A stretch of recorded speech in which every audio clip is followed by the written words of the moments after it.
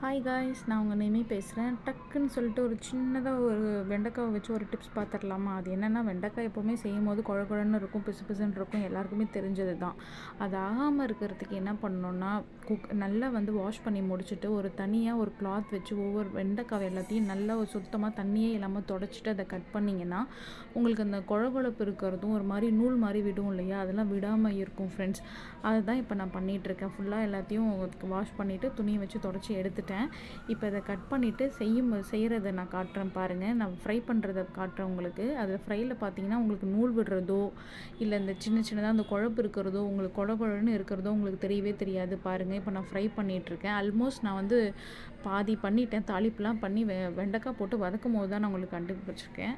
இப்போ பார்த்தீங்கன்னா நான் செஞ்சு முடிச்சிட்டேன். இப்போ பாருங்கள், கொஞ்சம் கூட குழ குழப்பே இருக்காது. நீங்களும் மறக்காமல் இதை ட்ரை பண்ணி பாருங்கள். சப்ஸ்கிரைப் பண்ணுங்கள், நம்ம சேனலை லைக் பண்ணுங்கள். தேங்க்யூ.